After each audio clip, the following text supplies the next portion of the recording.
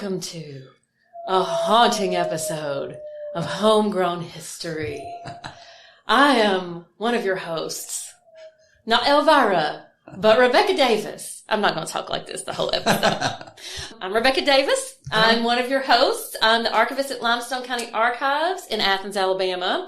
And I'm joined by my not quite a ghost yet, but getting closer all the time. I'm Richard Martin, the oldest one here. That's right. And this is a very special bonus episode we're excited to bring to you about the ghosts of Athens, or at least a few of them. And we have a very special guest I'm very excited to have with us today. You local folks probably already know Shane Black. He's from that Ripley bunch of blacks. So, you can make up your mind whether you like that or not. A good thing or a bad thing. That's right. That's right. And Shane... All right, somebody let that hoot owl out of here. So, Shane, of course, he's a Limestone County boy. He is a local attorney and attorney for the city of Athens. He's very involved with a lot of great causes here in Athens, but most importantly for our purposes today, Shane wrote the book on the ghost of Athens. It's literally called Spirits of Athens. Where can you get this book, Shane? At this point, I'm not sure. I think it's just on Amazon now. It was published several years ago. I think we still don't have a copy of that for the archives. We need to steal that from you before we leave. I'll get you a copy. And Shane, if you have never been on one of his haunts walks that he leads in October, by the time this comes out, you may be too late for it, but put it on your calendar for next year, because I can tell you, you will have chills running up and down your spine by the time you spend an evening walking around Athens with Shane. So Shane, we're so glad you joined us today. Well, thank you. It is a pleasure to be here. I feel like we should turn off the lights and light some candles and whatnot for this one. What do you think? Ghost stories are always better in the dark. I know, right? Always. Well, I've got a story. Shane's got a couple stories, but I want to start with Richard. Tell us just a little about the ghost that you were always afraid of when you were growing up in Athens. Well, when I was growing up in Athens, we would walk everywhere. And in the summer months, the East Prior Street gang would walk to the swimming pool, which was down, where the pond is and the duck pond and all like that. But Mary Ann Thomas Woodruff was always one of our leaders, and she was always getting after me. And she told me if I didn't behave, she was going to tie me up in that well up there by them two old ladies in the John Stockman's old house. And so when I walked by there, I was scared to death. So I always behaved with Marianne Woodruff. But anyway, that was my ghost. Did any ghosts ever come out? Did you ever see anything you couldn't explain? I saw those two old ladies. They was coming out really to get some water. Well, so they were flesh and blood. They weren't ethereal, of the ethereal nature. But anyway, that was an old haunted house as far as I was concerned. I got you.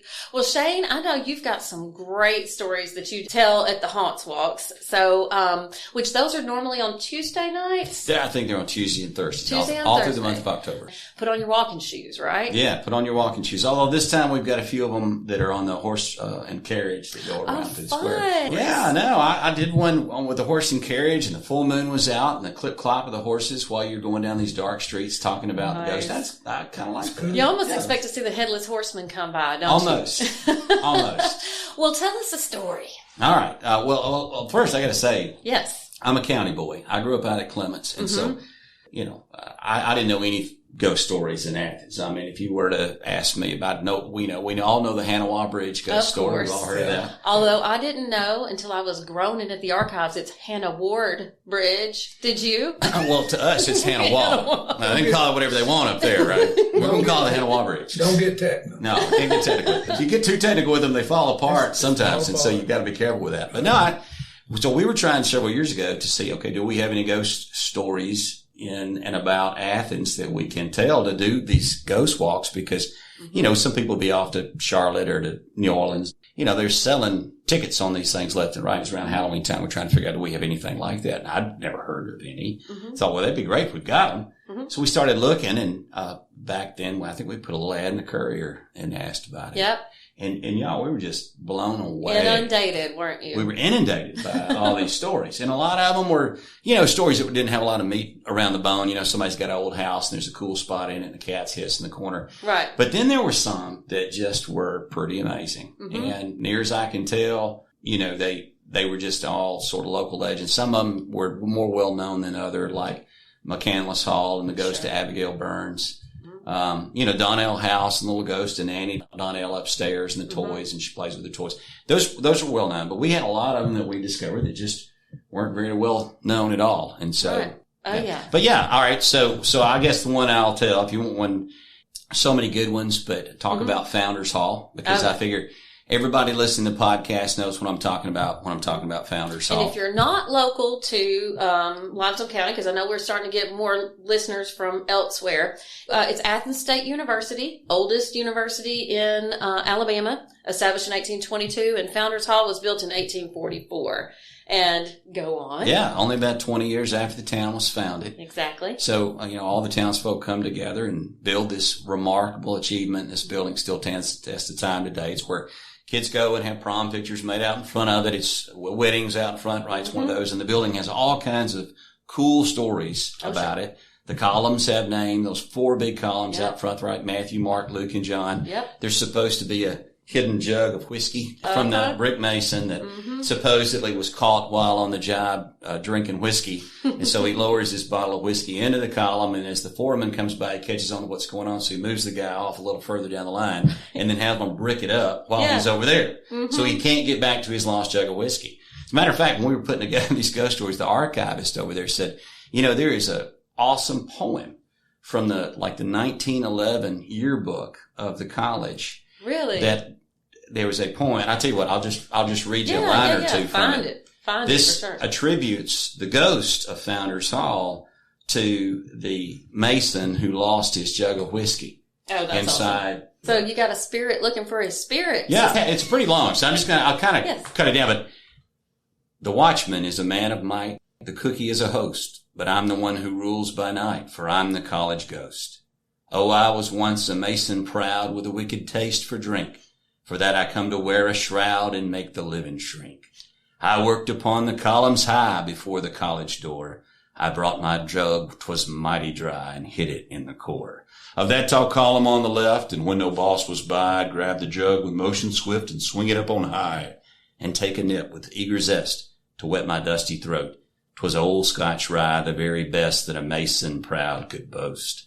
But the boss, he was a temperance man, and he played a cruel trick. He broke into my pleasant plan to haul a load of brick. I went away and hauled the brick, and then I brought some sand, but oh, it was a cruel trick the cruel boss had planned, because another mason had been set to build the column high, though in its core was goods to wet a throat like my dust dry.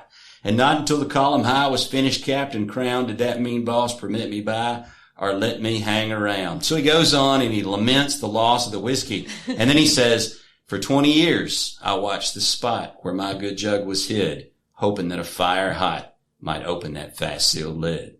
And when the years had passed, I died from grief for that good gin. And in the ground I would not hide, but prowl of bogey fin. My splendid jug of old Scotch rye for many long, sad years inside that fast-sealed column high has caused this ghost sad tears. And still I guard the sacred spot, because in this same town, there's others hoping a fire hot may free my jug renowned. And he goes on to describe how he continues to wander throughout the night at the college, protecting the girls. And he closes saying, and I likes my job of being just a simple college ghost, and of watching close and seeing that all's right upon my post. Nice. So this incredible poem, complete with illustrations. That's great. Out of the 1911 yearbook. Probably written by one of the students. Written, no doubt, by one of the students. Founders Hall has always been said to be haunted. And there are many different stories about Founders Hall. And some of the earliest recollections, there was a visiting professor that was there one night, and he was staying upstairs in the bedroom when he awoken to what sounded like the jingle jangle of keys outside the door. So he goes to the door, and he runs and he opens it, and he sees a blue shimmering orb in the darkness of the hallway that shivers when he approaches it and takes off down the hall. Now, this story is from before the Civil War, according to the archivist.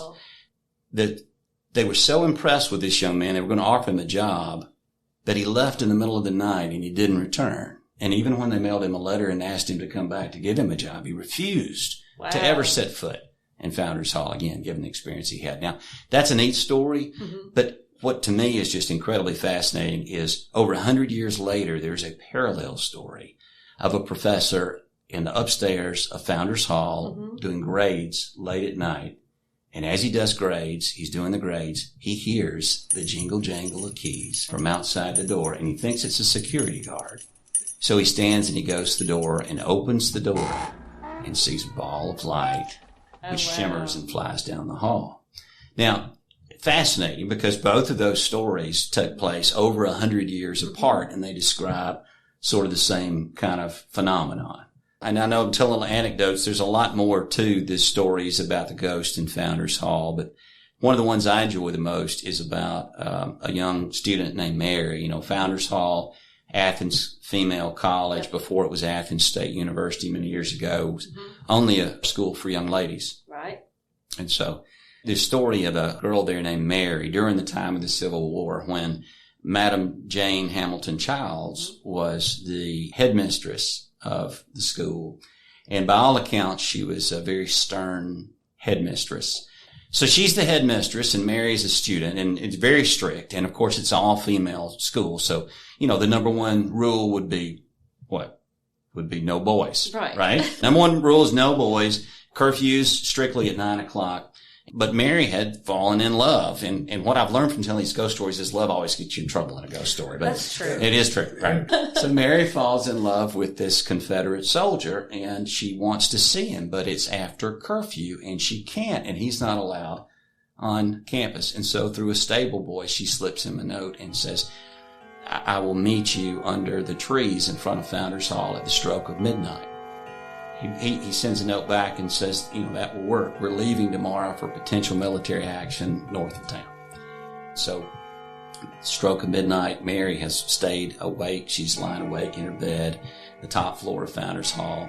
And she creeps out of bed. She puts on one of her nicest dresses, and she opens the door and looks down the hall to where Madam Childs' room is, and they said you could see the lamplight underneath the door if she was still awake, and you'd see it was dark if she was asleep, and it was dark, and so Mary figured she was all right.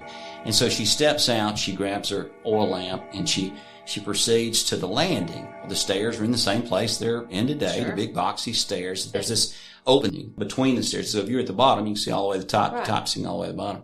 So Mary stops, she's in the darkness, she's looked back, she doesn't see anything.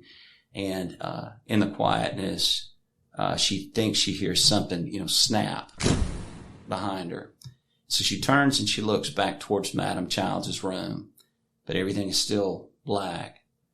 And so she turns around. She's so nervous. Her hands are shaking. She's going to get caught. He's waiting outside for her. She's in a hurry. She opens up the cage and the oil lamp. She strikes a match. She goes to light the wick. And as she does, she hears something pop again behind her. And she turns around and whirls. And as she looks behind her, back towards Madam Childs' room, she doesn't see anything at all. Is it my imagination? Her heart's pounding. She turns back around, and her dress, a fold of her dress, has gone inside the cage where the lamp is. And it's smoldering. It's on fire. And so she rips her dress out from the cage of the lantern, and she's trying to put it out. She's trying to put it, and as she does, she slips, and when she slips, she falls over the railing, and she lets out a blood-curdling scream, and she falls and crashes down to the bottom floor. The lamp explodes into flame, and this terrible racket, and all of the students come, and they're waking. Madam Child's waking, and then they find her dead at the bottom where she's broken her neck, and in the flames of the oil, which is now lit. Horrible. All the while he waited outside. One of the stories that students have told for many years about Founders Hall is that when you are outside, and you can imagine this, and for listeners who haven't been there, it's this magnificent, huge building with 4 columns and windows all across the front of it that now have 2 big stories and then a third that goes up to a little couple that's up at the top. Students say that late at night, when it's really dark, sometimes you can look up into those windows at the top and you can see a lantern light that raises and lowers and disappears, and then you see it in the next window, raising and lowering the next one until it goes through the entire top floor. And the students have always said that what you're seeing is the ghost of Mary, who in death continues to haunt the upper floors of Founders Hall. That's her lamp that you see. Mm-hmm. But even now in death, she remains too afraid to descend the staircase to go meet her lover. Ooh, that gives me chills. I walked by that college I don't know how many times going to the movie. I'm glad I didn't know that. Now, I've heard that story before, and, I like to go running. I run this town. Yeah, you run early. And I'll run at 5 o'clock in the morning, and if I ever run by Founders Hall, I'm just like, no, I'm not going to look up at the window. I'm not going to look up at the window. I don't want to see something I don't want to see at 5 o'clock in the morning. Yeah. By the light of the silvery moon. Yeah. Oh, that's a good one. That's a classic right there. It is. I mean, in Founders Hall, it's part of the college campus, so there's a lot of different stories. There's stories about Founders Hall and the Fiddlers Convention outside, and all these photographs that are in the archives, these orbs of light that are over the crowd when the crowd is there assembled and everybody's happy and feeling good. Yeah. Folks have taken pictures, and there's these unexplainable orbs that are in the air above it. Yeah. And now look, I'm no psychic. I'm no ghost hunter. I am not. I'm just a country boy from Clements. But I will say, when you hear these things enough from people who have experienced them or who have seen them. Sure. Who are good God-fearing people that don't have any agenda, it makes you sometimes begin to worry, begin to wonder. You kind of wonder. A little bit, yeah. Well, and I know that there have been ghost hunter. I think there was a ghost hunter show that came to Founders Hall a few years ago. I think they recorded some voices and footsteps and orbs and I don't know what all, but I know that it's been the subject of a lot of ghost hunts over the years. Yes, too. Yeah. Now, you've got one too, right? I do. Before I get into it, though, it's funny you said that about the professor working late. Just yesterday, I ran into Brad Kernut, who, if y'all don't know, he's the Limestone County circuit clerk. So he works up at the courthouse. And he says, late at night, when he's had to go up there and just try to get some work done, he's had lights just cut off and on. One time there was like a pounding sound on the vault where the records are kept and nobody's there. But he said, I think it's probably just some circuit clerk from years past telling me, just go home. Just go home to your family. But he said, I've seen some things I can't explain up in there. He said that one night when he was working there by himself, that he heard like the bang, bang, bang, bang on the vault. And he got up, looked, and there was nothing there. And then he looked out in the hallway. If you've been to the courthouse to the circuit court clerk's office, then, you can see across the end of the basement, and it's kind of an open 2 hallways that meet there, intersect there. And he said he saw just like an orb kind of going around through the basement. And he was just like, I think it's time for me to go home. Yeah, absolutely. So, he just told me that yesterday. Wow. So, I guess it's that time of year. But I have a ghost story that I'm like you. I'm a skeptic. But I do think there are things that happen sometimes that we can't explain. And especially when you know what happened there and you have like the history. Yeah. So, the county commission building in Athens, anybody who's familiar here, you can just point it out by saying it's catty-cornered from the Cream Delight. And that was built as the post office in 1933. And the postmaster who was there in 1942 was Charles Sarver. Now, Mr. Sarver was a very popular Athenian. He was a multi-term mayor. He got a lot of things done for this town. He was married to the prettiest lady in town. He had played baseball for Athens High School. I mean, he was not quite Shane Black level, but you know what I'm talking about. No. Maybe Richard Martin level. That's a high level. That's right. So Mr. Sarver, after his political career as mayor was over, he got a real cushy appointment to be the postmaster in the new post office. And so that's where he was working in 1942 when one of his buddies ran for judge. And Mr. Sarver, man, he just never quite could keep his fingers out of politics. And so when his buddy got elected, right after that, the election officials started looking through absentee ballots, and something looked a little off, and it looked like they had been tampered with. And so he went under investigation, and on a Thursday morning in June of 1942, there was the top headline in the newspaper that Charles Sarver was under indictment for potential voter fraud. Well, that morning, he walked into the post office upstairs where the workers were already sorting the mail about 7 o'clock that morning, told everybody good morning. And if you go in that building, you'll see there's the lobby and there's a door over to your left that goes down to the basement. Well, he went through the door He went down to the basement. The workers are upstairs working, and all of a sudden downstairs they hear bang! And they look at each other like, what was that? And who's going to go check that and audit? So finally one guy's like, I'll go check. So he goes down the steps, and before he even gets to the bottom step, he sees Mr. Sarver just slumped over his desk. He had shot himself in the head. And they rushed him to the hospital, but he was dead before he even really got out of the building. So, that's what happened there.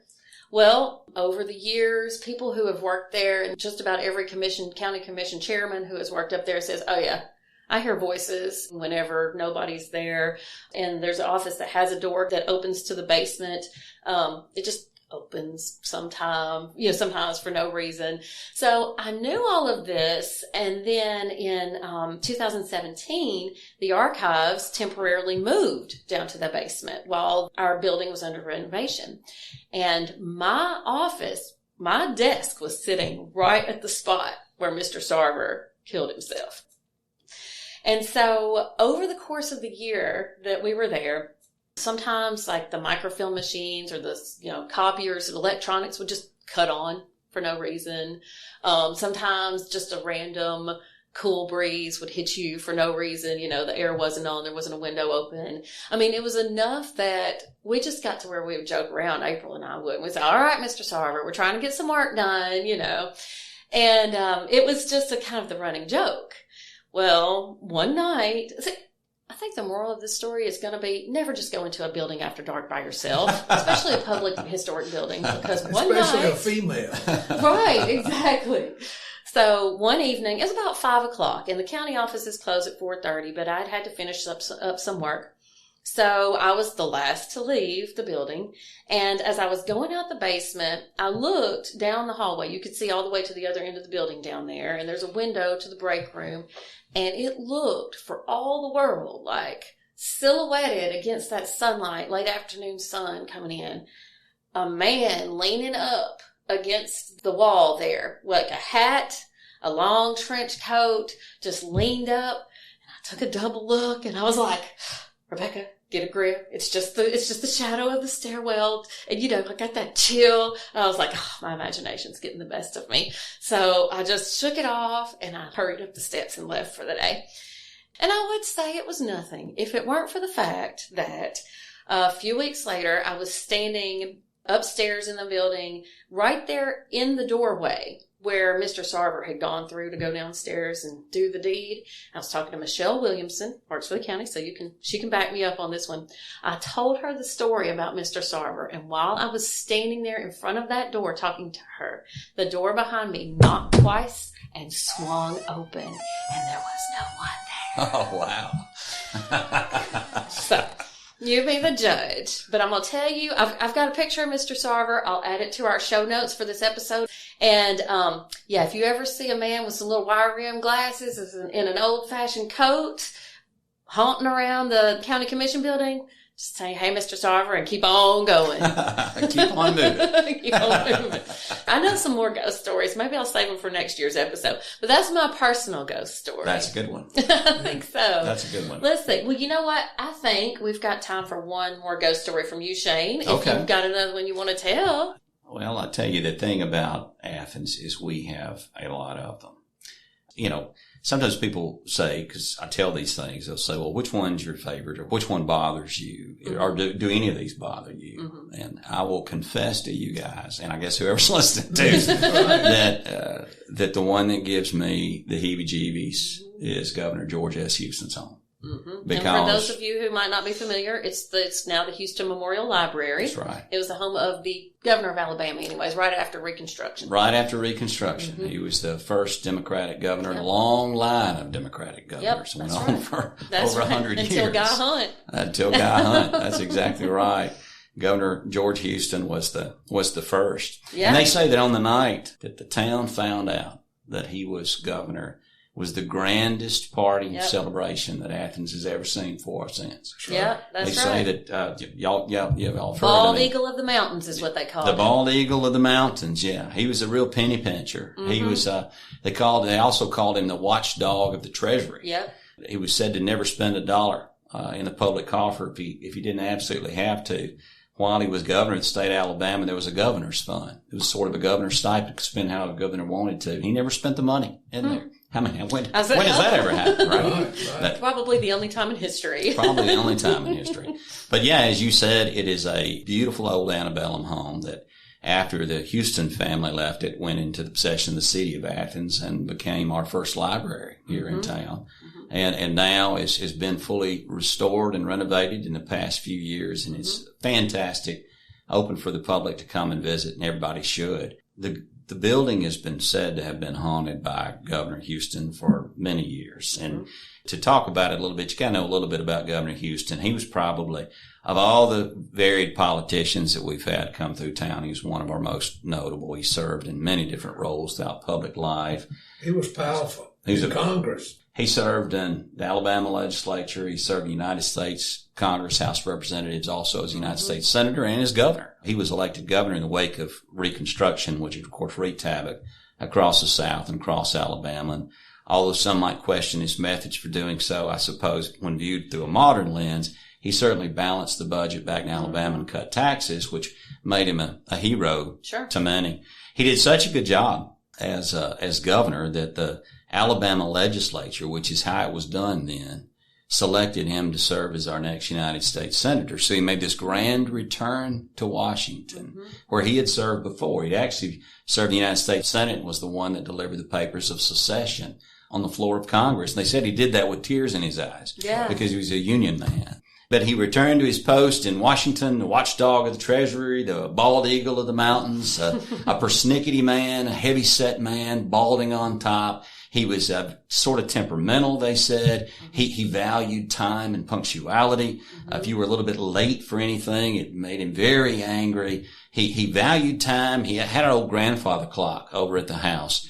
And he could often be found in the foyer fiddling with it to make sure it would keep perfect time. He always wanted it to keep perfect time.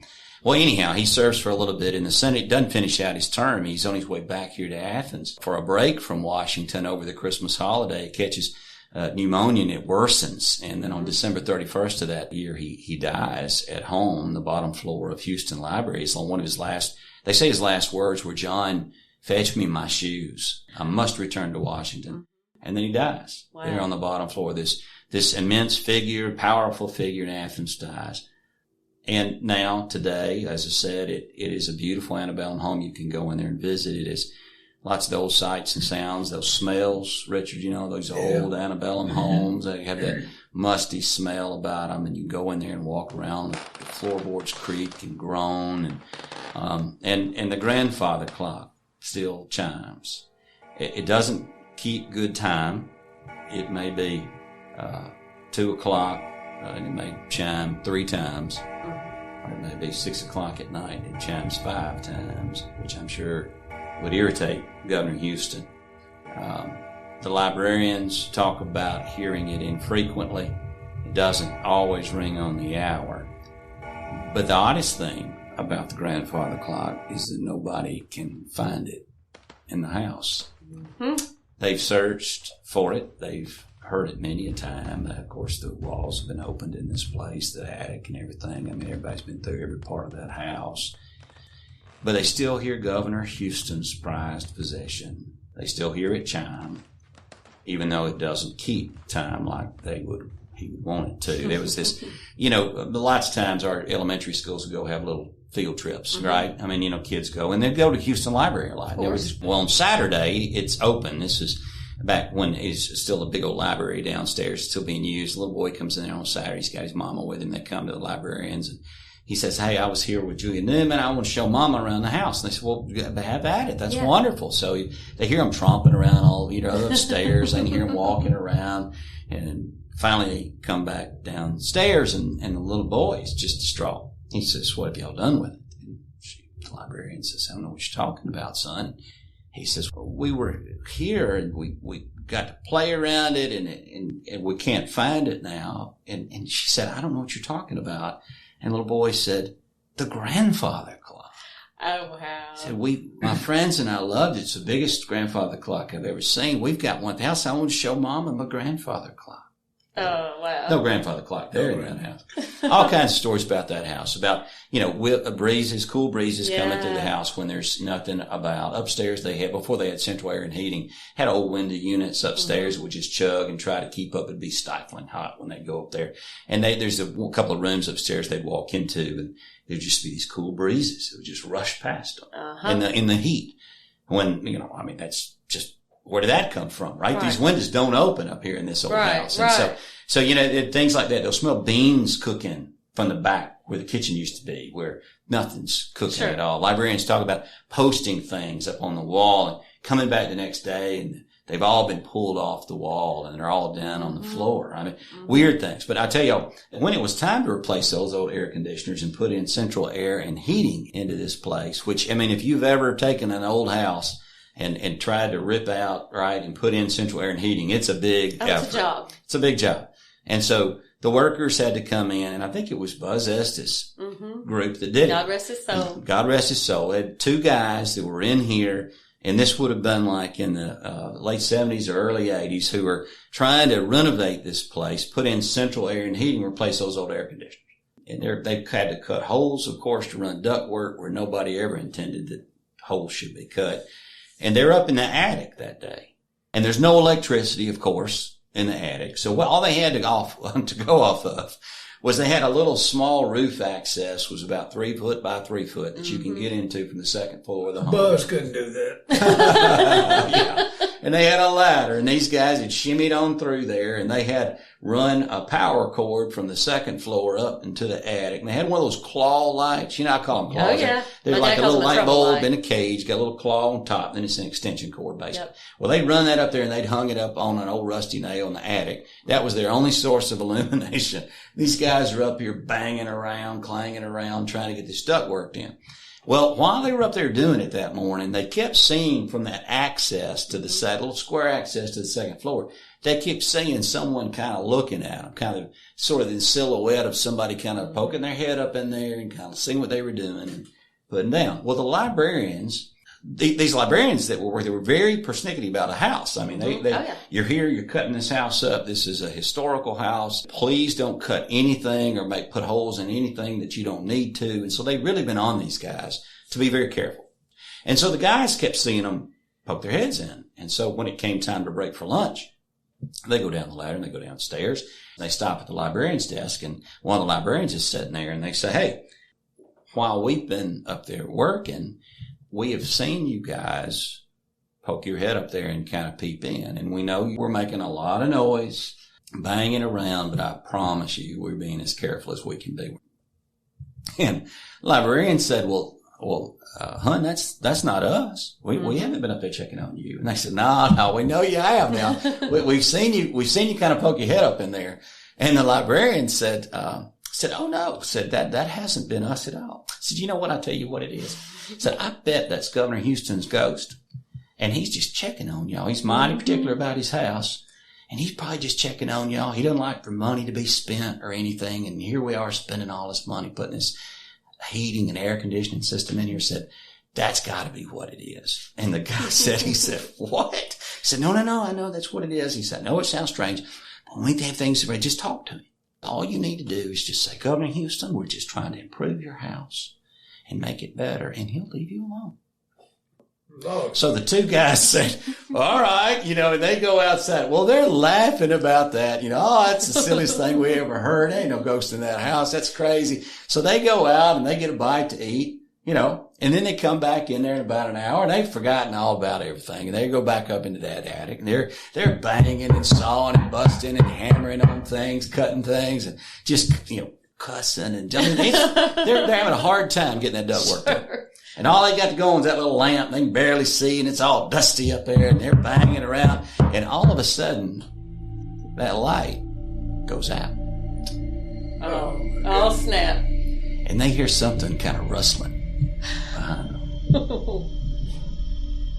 And so they turned over their shoulder and looked towards that access to the second floor, where that light coming through from the second floor. And between them and that access was a silhouette of a short, heavy-set man That's it. And all they could see was his dark silhouette up there with them, standing there between them and that exit. Checking them out. And I said, well, what did you do? And the guy I talked to said, I just put my hands over my eyes. I said, Governor Houston, we're just trying to improve your home and make it a better place.